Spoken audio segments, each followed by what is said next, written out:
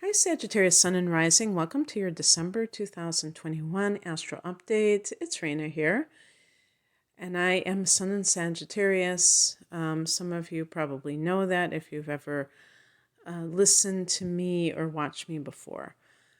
And December is a month that I really enjoy. My birthday happens to be in December. I know some of you may have your birthdays in late November, and I'm recording this in early November, so all of that is ahead of us. But it occurred to me a while back that the holiday season is primarily during Sagittarius, and it's I'm not like a big person who celebrates holidays. I don't get into it like with specific rituals beyond certain foods, for Thanksgiving and things like that. But the vibe that is generated during this time is something that is elevated. And it's always been interesting having a birthday right around the holidays because it's kind of like a double celebration. And so you may feel the same way, but this is true for anybody when their sun is experiencing a solar return. If you are Sagittarius rising, then these transits are going to be going through your first house. And that is like a birthday as well, because it's starting a whole new cycle for you, and you may feel that sense of renewal. And with the rising sign, actually, that is going to be especially important for mundane or your life events to be occurring. So you may actually see a lot of these things manifesting in a very practical way. So starting, I like to just do things chronologically. And on the first of the month, Neptune goes direct. Now, Neptune has been in its own sign of Pisces for, I really should research this a little bit. I think it's been since 2012, but I'm always kind of like, is it 2011, 2012? Probably about 9 years at the very least. And, since Neptune rules Pisces, there is an affinity for what that transit represents. So it's going to be definitely very spiritual and very idealistic. For Sag, this has been, Pisces is the fourth house of home and family. Now, that's the upside. The downside can be that there is a lot of haziness, there's a lot of confusion or self-deception, deception from the outer world, or deception from the person themselves in terms of what they are experiencing as it relates to the home front. So, here's another one. Living by a body of water. And I was just thinking about this because I believe that Neptune is going to continue to be in Pisces until 2027. Okay, I just looked it up because there's too much uncertainty here. Until March of 2025. But I will say that it does retrograde, so it's possible that it will linger, but maybe not past 2025. So here we are on the cusp of 2022. So we have a few more years of Neptune and Pisces. And wow, now that I think about it, that's the end of its own cycle. And so it actually entered Pisces back in February of 2012. So it was 2012, but at the very beginning of 2012. So you still have a few more years. If you live in a landlocked location, you still have a few years to live by a body of water. So get cracking. So there may have been some disillusionment in your home front for some reason. Wherever you live currently, you may have said, you know what, I'm done with this. I don't like this. Something about it felt very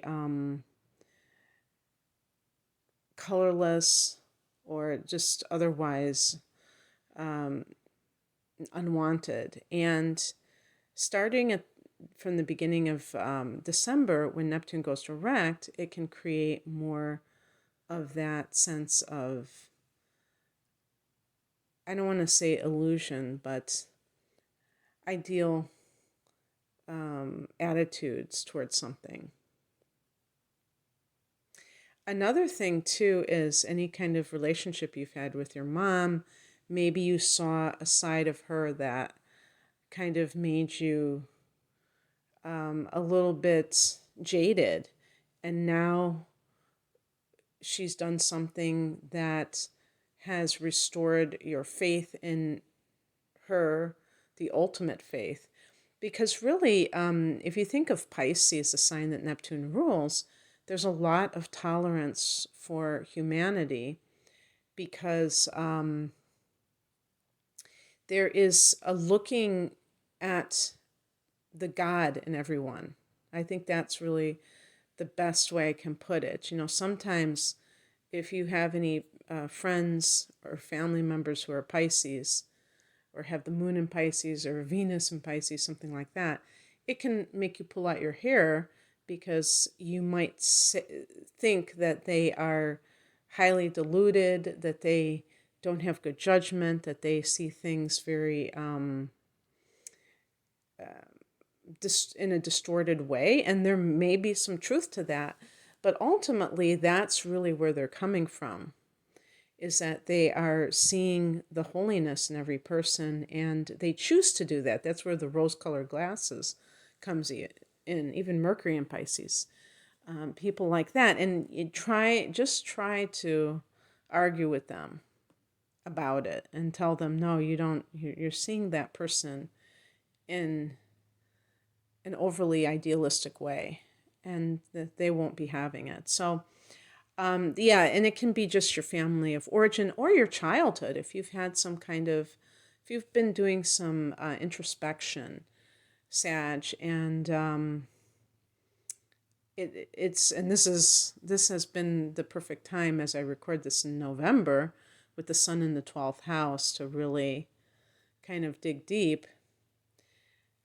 You know, the childhood issues may seem to leave the average Sag a bit jaded because we tend to want to see everything in a positive light, but you can't do that because it's very important to see things as they truly are and to be able to be okay with that. You know, that's a good one. Spiritual bypassing. I could see that sometimes when Neptune is direct, you know, and being able to not engage in that, not indulge in that.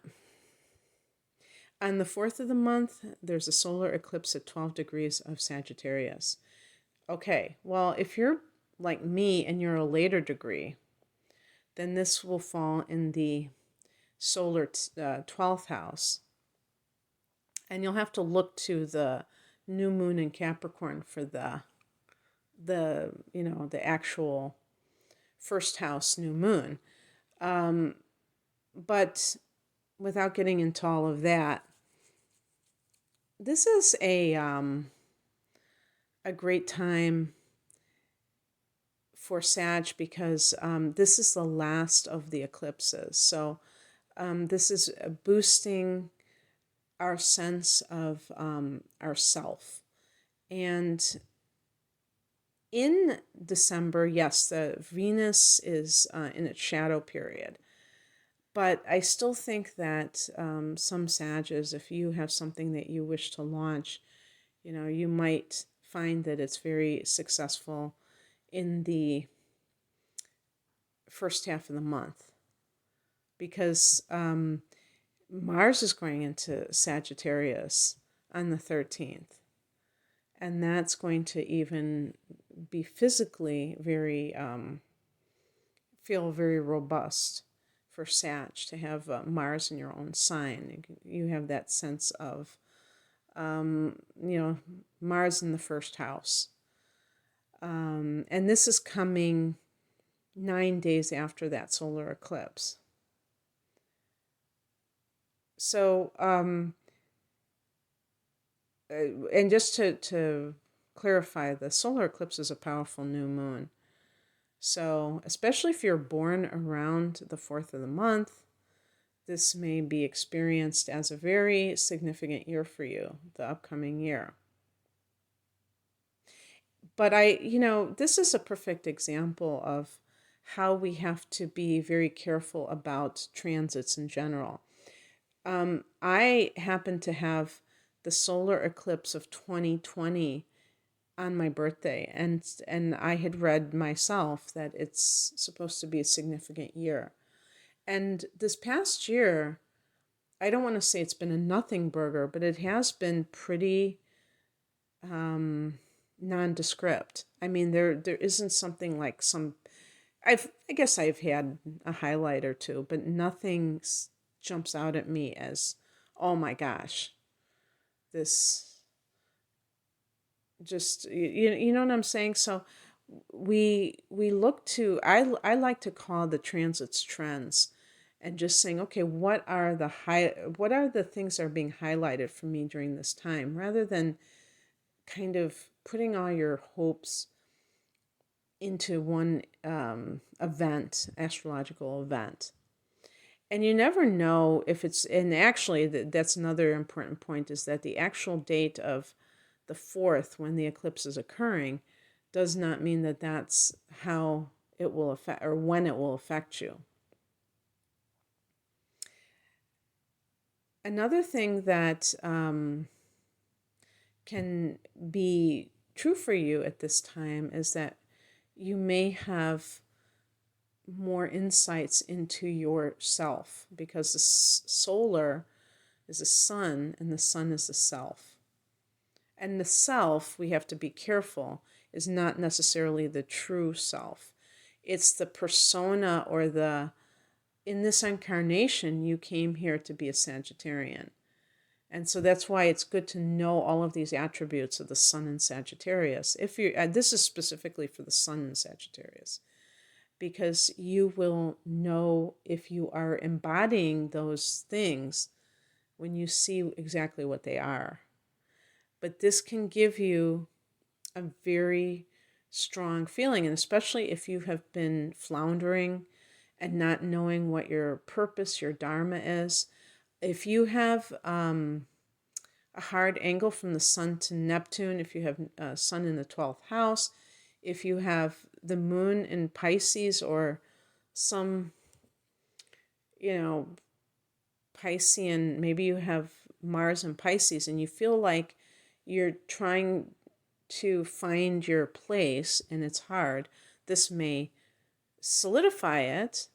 But sometimes it can be jolting, because you see yourself as you truly are, and you may kind of shy away from it. So anyway, I think what I'm excited about, and that's the last eclipse in Sagittarius, but I'm excited about Mars being in Sagittarius, because I feel like it's very powerful when we have Mars in our sign. And on a physical level, if you've been feeling run down, if you're feeling tired, you might feel a lot more strength.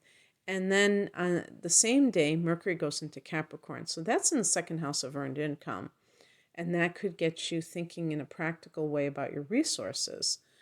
On the 18th, there's a full moon at 27 degrees of Gemini. So Gemini is the opposite sign, and therefore the opposite house. So the full moon is falling in the 7th house of committed partnership. For some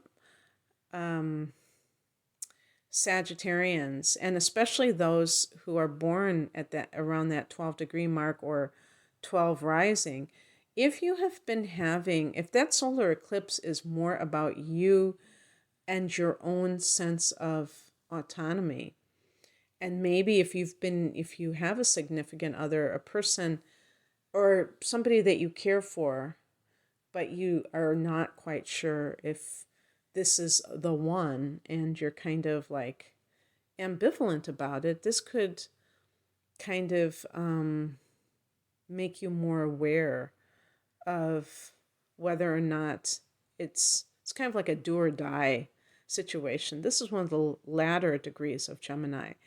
So, things are coming to a head, and you might, if you really are feeling ambivalent, it might be telling you something that this isn't necessarily the right person for you.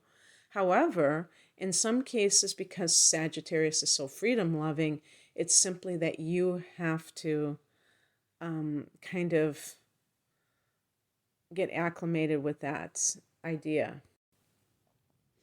So it's really something that it can bring something to a head. It can be, maybe you decide to elope. If you were thinking of like getting hitched or moving in with someone, well, moving in with someone, you don't have a ceremony, but if you're thinking of getting married, but it was daunting, this idea of, having to plan something, you might say, screw it, we're going to, just go to Las Vegas, or I don't know what the equivalent of Las Vegas is in Europe. I really don't. But anyway, in England, what is the equivalent?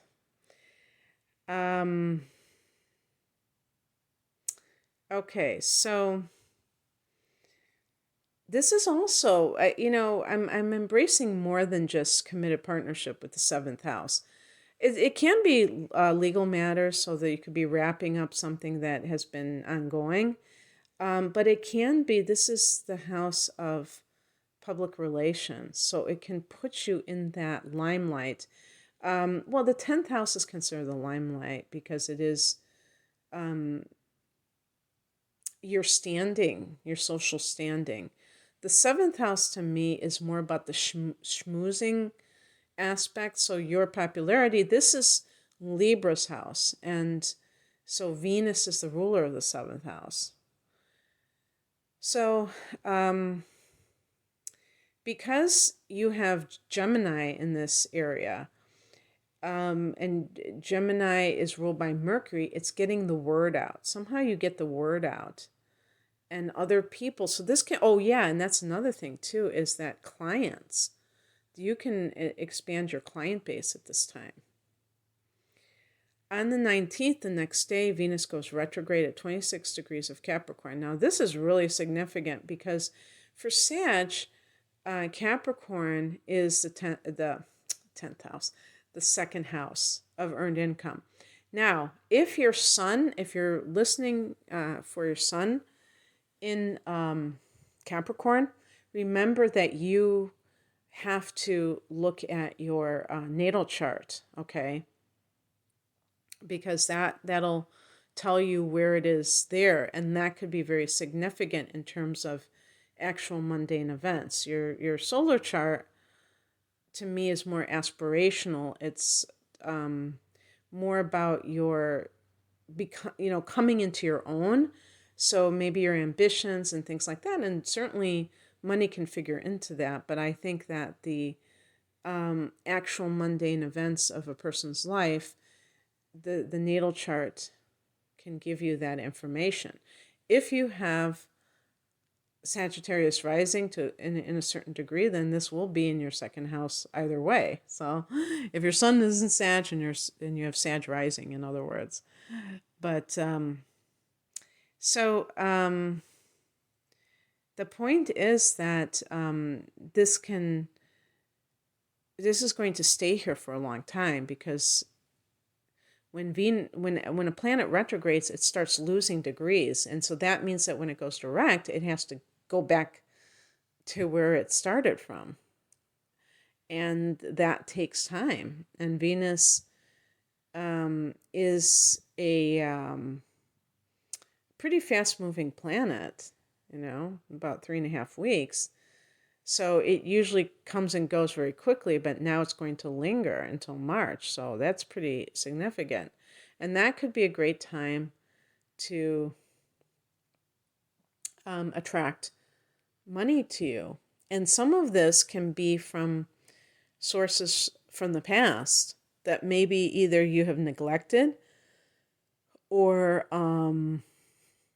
just have been lying dormant, waiting to be activated in some way. And yeah, I mean, when I say neglected, I don't mean anything nefarious, just that you might have not thought that there was a way. For instance, if you have a client list and you just never contact them, things like that. So just keep that in mind, that you're having this Venus retrograde here. 2 days later, a power period, the winter solstice, where I am, summer down under, sun into Capricorn. So what I like about the being in the northern hemisphere and having this be the winter solstice is that it gets really dark. And as I record this in early November, we're going to have the daylight savings time, and the clock is going to move back an hour. And that is going to, we're going to just have nightfall at like 4:30 at the lowest point. And that's right around the winter solstice. And I swear that last year I could see the sun getting stronger even in December of last year. Like, in other words, I start to feel that the sun is lingering longer very soon after it goes into that solstice time. But really you start to see it big time in February. But some people, they dread it because they think, oh my gosh, we're going to hardly have any light. And yet, during the summer solstice, and people from Australia and New Zealand can probably relate to this, it's just so funny because then I start to think, oh man, we're starting to lose light right when we're just getting started. So anyway, Capricorn, one of the cardinal signs, that's when the sun goes into that. And in the northern hemisphere, this is represented by the resurrection of the sun. So on the 28th, Jupiter goes into Pisces. So there again, Jupiter going back into Pisces. It went in briefly to this 2-degree mark, and then in June started retrograding. And now 6 months later, it's back into Pisces. Jupiter in the 4th house, luck, expansion with the home front. Maybe for some of you, this is going to mean you're going to have a somebody moving into your house. You're going to add to your household. Maybe if you've been pregnant or your partner has been pregnant, there's going to be a birth upcoming. I have a whole video on Sagittarius, Sun and Rising, and how Jupiter and Pisces will affect you. I'll try to link it below if I remember, but you can always check my channel. Okay, that's what I have for you, Sag. I hope that this resonated. If you would like a private reading, if you would like to look at your chart in greater depth, and also the year ahead in greater depth, I have a double reading at a special price called the Deep Dive. Other readings at rainamoonastrology.com. The link is below. Take care. Bye.